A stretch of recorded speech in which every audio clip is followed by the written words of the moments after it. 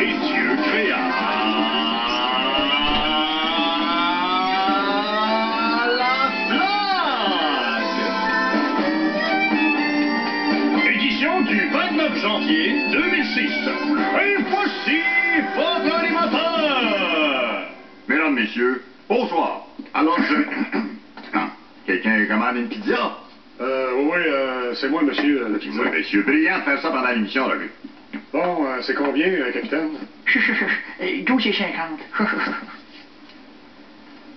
Merci. OK. OK, bonsoir. Ça, que cette face-là me dit quelque chose. En tout cas.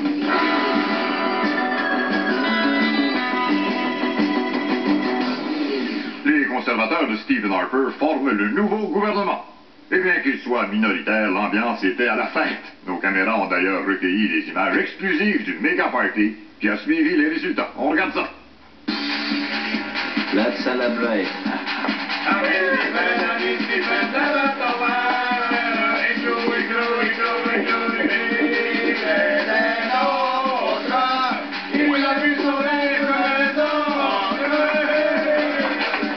Un vrai party animal, hein?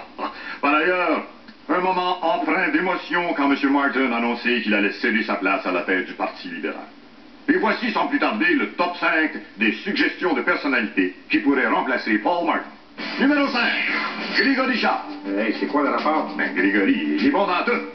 Numéro 4, Pierre Petitgrou. Ben oui, mais Gérard, Petitgrou n'a pas été réélu. Ben, je le sais, j'avais juste envie de l'entendre dire une autre fois. Numéro 3, Geneviève Janson. Mais là, elle n'a aucune expérience en politique. Ah, t'arrête, ça fait 5 ans qu'elle nous compte des menteries. Numéro 2, Jean Chrétien. Bon, pas le meilleur candidat, c'est vrai, mais par l'entrée à la carrière de Guy Richer. Et enfin, numéro 1, José Théodore. Pas rapport. Voyons, mais pourquoi pour l'enlever devant le but du Canadien, mon tort? Toujours par rapport à l'élection du Parti conservateur, il y a le groupe Loco Locus qui va sortir une nouvelle chanson. On en écoute un extrait. Ils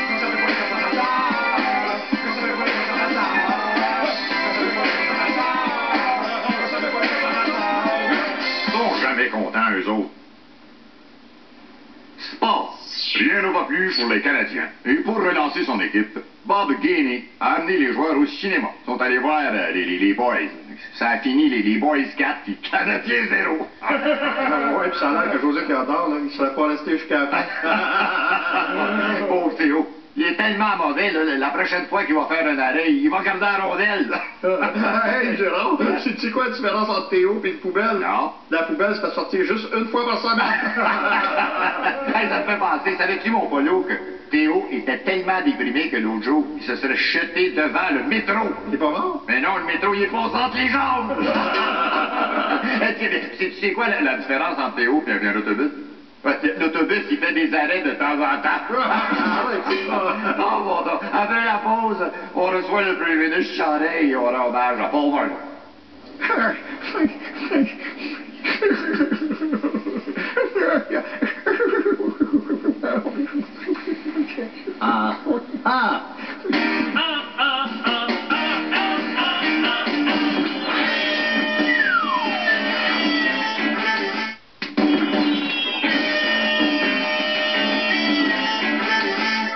Le torchon brûle entre les enseignants et le gouvernement. Pour nous en parler, on rejoint chez lui le premier ministre du Québec. Monsieur Charest, là, les profs sont pas contents. Écoutez, là, je vais m'adresser aux enseignants, puis je vais être très clair. Hein.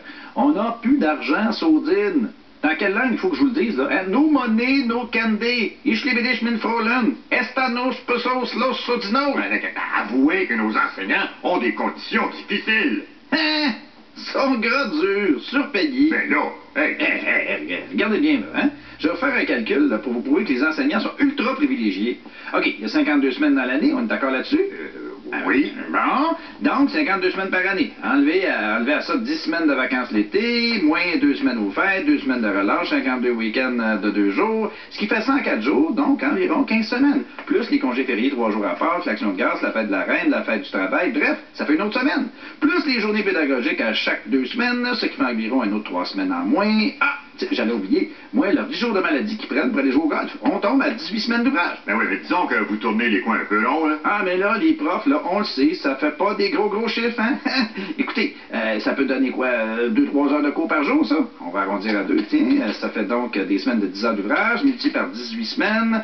Si on met ça sur une base de, disons, 32 000 par année de salaire, ben, ils gagnent au-dessus de 177 piastres de l'heure. Puis ça vient se plaindre. Ben oui, mais c'est pas juste une question d'argent, là. Il y a le ratio d'élèves, il y a le... Le monsieur Laflaque, laissez-moi rire. Ben oui, mais là, c'est parce que... Bon. Mais pas laisser rire. Oh, excusez, allez-y.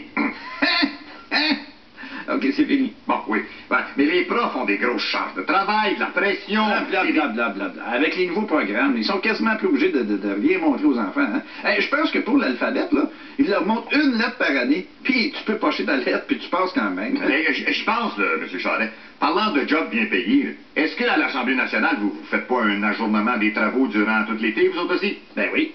Puis au moins un mois durant le temps des fêtes? Oui. Puis une session à l'Assemblée nationale, c'est 4 heures? Oui. Et vous gagnez à des alentours de 200 000 par année? Oui, mais moi, c'est pas pareil. Là. J'ai une grosse maison à Westmont à payer, puis en plus, j'ai un chalet à North Atlee, puis... Ben voyons, qu'est-ce qu'ils font là?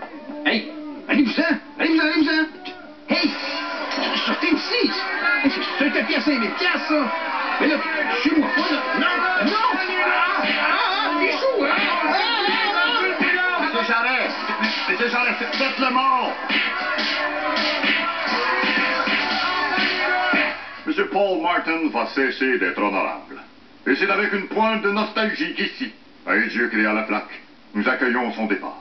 Si vous le voulez bien, nous allons revoir ensemble les bons moments qu'il nous a donnés. Voyons, pêche une pitot. Bonsoir, M. Martin. Bonsoir, M. Lavache. Bonjour, M. Laclaque. La flaque. Laclaque. Howdy, M. Laclaque. Monsieur Martin, soyez franc. Êtes-vous paniqué? Comment tu expliquais, M. Martin, pourquoi vous n'êtes pas au courant pour les commandites? Eh bien, Vous allez avoir un peu discuté avec votre nouveau partiel, hein? je suis pas paniqué du tout. Il est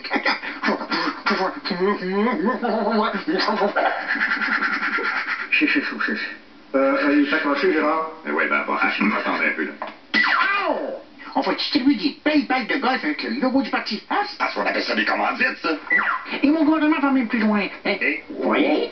Ben oui, mais... Pardon, c'est mon erreur. Mais ça, M. Lafrance, là, ce n'est que mauvaise perception du public. C'est des préjugés qui continuent tout le temps. Et comme celui qui veut qu'on parle mal le français. Ici, chez Lockhart s'écrit, je cite, Paul Martin complétait contre l'accord de Kyoto. Ridicule. Et elle écrit aussi, Paul Martin face de pingouin. J'aime mieux avoir une face de pingouin qu'un derrière de beluga. C'est pas votre hélicoptère Sea King qui est écrasé en arrière? Pas le moins du tout. C'est un sculpture esquimose et faite avec des tailles de skido et...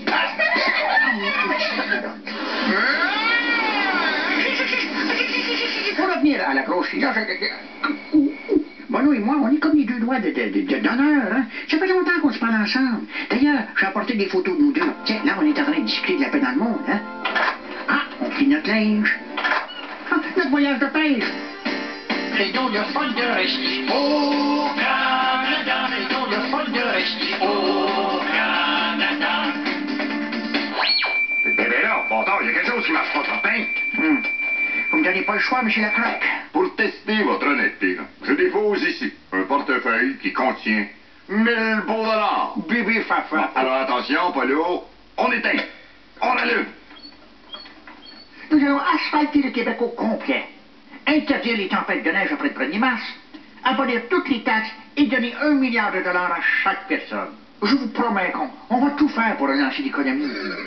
On va accroître les pouvoirs des provinces et on va lutter pour l'environnement. Oui, mais hey, vous êtes en train de s'écouter ta machine.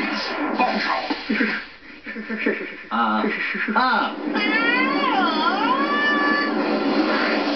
Merci, M. Martin. Et soyez certain que même s'il a perdu sa job, nous allons continuer à le recevoir à notre émission.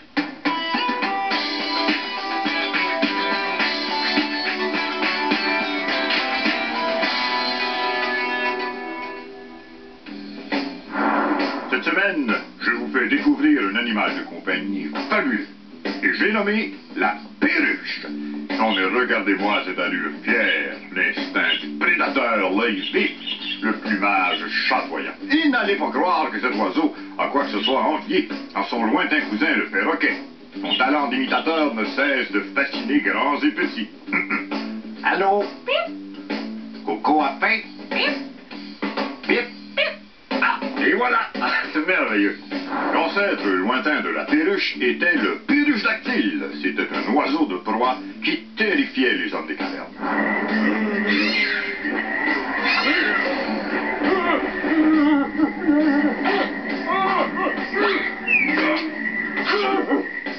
L'habitat naturel de la perruche est la cage. Pour déterminer si vous êtes en présence d'une perruche mâle ou femelle, rien de plus simple. Si votre perruche passe son temps à lire le journal dans le fond de la cage, ben c'est un mâle. Si elle passe son temps à se regarder dans le petit miroir, ben c'est une femelle. La perruche peut avoir de multiples utilités. La perruche peut faire un excellent moineau de paille. Vous êtes à vélo, pas de sonnette, mais pas de problème. Une légère pression sur votre perruche et toutes les voitures céderont au passage. La perruche peut aussi servir de plumeau à votre femme de ménage. Et enfin, elle peut facilement remplacer le décapsuleur. Lorsque vient la saison des amours émettant un mélodieux gazouillement, la perruche femelle attire le mâle. Sous ses dehors placides et inoffensifs, la perruche bien dressée peut constituer un redoutable animal de garde. En effet, les voleurs craignent avec raison son bec puissant et acéré. Voyez plutôt cette reconstitution. Ciel, une perruche, je suis cuit. Ah non, elle va me déchiqueter vivant. Non! Ah! En terminant, sachez que la perruche est un oiseau qui s'accorde très bien avec les autres races de son espèce et aussi avec de la sauce au porto et des légumes du jardin. C'est prêt!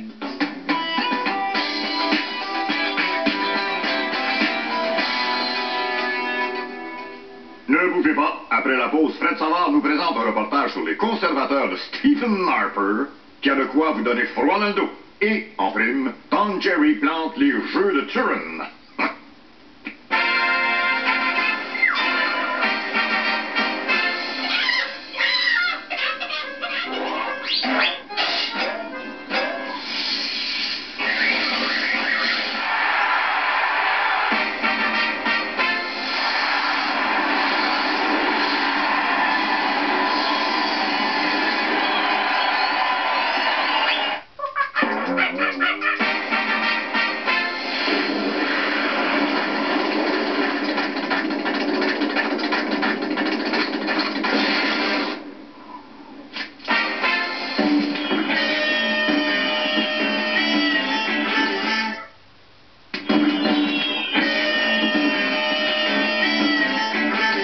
C'est le temps d'aller rejoindre notre reporter Frédéric Savard qui aurait un scoop fumant pour nous. Fred? Bonsoir Gérard. En effet, imitant les plus grands de la profession, j'ai littéralement campé depuis 3 jours dans ce container du quartier général du Parti conservateur à Calgary. Et qu'est-ce que vous avez trouvé, mon frère? Eh bien, rien de moins que la version française de l'agenda caché de Stephen Harper, Gérard. Puis, est-ce qu'on peut dire que Harper est le diable en personne en lisant son agenda? Oui, c'est confirmé. On apprend dans l'agenda que Harper va, dans un premier temps, endormir tous les députés de l'opposition avec un gaz mystérieux. Et ensuite, il va confirmer la participation du Canada au bouclier antimissile américain. Et il va même exiger que le bouclier protège tout le Canada, sauf le Québec, à moins, bien sûr, d'abolir la loi 101. Pourtant, on aurait dû écouter les libéraux, je le savais. Pour ce qui est de l'avortement, ils seront bien sûr interdits, mais de plus, on compte même annuler tous ceux pratiqués depuis 1985. Pour ce qui est des jeunes garçons de moins de 14 ans, ils seront tous détenus de façon préventive, et les jeunes filles auront besoin d'un passeport pour sortir de la maison, avec obligation de porter la jupe en bas des chevilles. Ah, ça sera pas un gros changement. Les jeans Toy Boss sont quasiment rendus là. Pour ce qui est de l'environnement, évidemment, Harper va se retirer de Kyoto, mais en plus, on va importer de la pollution des États-Unis par un tunnel secret qui passerait par le métro de Laval. C'est scandaleux. Je le savais! Les libéraux nous avaient prévenus. Puis là, j'imagine que les mariages gays vont être interdits. Oui, ils seront interdits et on va même interdire à tous les hommes de faire la cuisine, de se raser le chest et de sentir bon. Il y a des pages là-dedans qui donnent vraiment froid dans le dos. Une image vaut 1000 mots. On regarde ça. Non. Pourquoi qu'on n'a pas écouté Jean Lapierre? Parce que son ton de voix est insupportable, Gérard. Merci, Fred. Merci. Y a pas de quoi.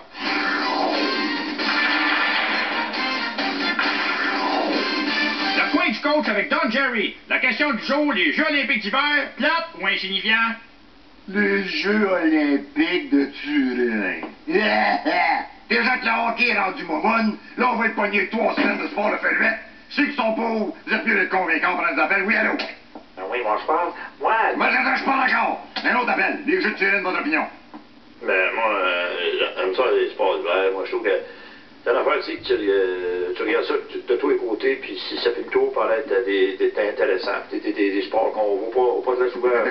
Pourquoi vous pensez qu'on ne voit pas souvent? Parce qu'ils sont pattes. Patinage de vitesse. Ils sont pas obligés de même, puis ils tournent en rond, amènent dans le dos. Wow, beau show. C'est comme j'allais au hockey, puis je regardais les arbitres au lieu des joueurs. Le saut à ski. Échappe à vous, regarde. Pardon. Le curling, trop cheap de payer une Zamboni. Passe le ballon. Un autre appel, oui. Oui, monsieur. Merci. Un autre appel. Oui, monsieur Jerry. J'aimerais savoir, moi, qu'est-ce que vous pensez de la luge? La luge. Des ours habillés pareil comme les poils qui lèvent dans l'annonce de char. Puis ça se laisse descendre sur le dos d'un glissoir en place. Je faisais ça à 8 ans. Faites des tournois de bonhomme de neige et vous partiez, on t'appelle. Ben, écoute, je te trouve un peu dur, moi, Don. Non, mais le Canada est quand même bon dans les sports d'hiver. Regarde, approche encore, approche. Des athlètes canadiens. Vous êtes tous pourris! Non, mais savez-vous c'est quoi la différence entre un athlète canadien et un éjaculateur précoce? Il y en a pas. Les deux vont pas plus loin que les préliminaires. Un autre appel, pas tard. Oui, moi, je suis un membre de l'équipe canadienne en patinage artistique, puis je pense que... Êtes-vous momoune? Hein? Pardon? Non, mais on va mettre quelque chose d'autre là, mon pitou, là. J'en connais pas ben des hétéros qui font des step-ups déguisés en Ken et Barbie sur de la musique de Chappelle. Ben oui, mais là... Ben oui, mais des vrais hommes dans un vestiaire, ça donne bien des mains, pas un bouquet de fleurs. Bonsoir, les collards. Mais c'est tout le temps qu'on a. Merci d'avoir été là et restez dans votre fauteuil jusqu'à la semaine prochaine. Bon, ben, ça fait du bien de se défouler un peu. Ah, je pense que le Québec est privé de moi pendant 3 semaines à cause des porteurs d'Olympique plate. Ouais, t'es allé un peu raide, Gérard, là. Il y a des athlètes qui vont taillir, là. On est allé un peu raide, Gérard. Ouais, donc, Paulo, qu'est-ce que tu veux qu'il me fasse, hein? As-tu peur que Le patineur artistique me donne un coup de bouquet de roses à la tête. ou qu'un gros joueur de curling de 122 livres me saute dessus avec son ballon? Ou qu'un athlète de luge arrive à côté de moi dans le genre hey là, va t'en sacrer une. Qu'est-ce que tu veux qu'il me fasse? Moi pis ma grande trappe.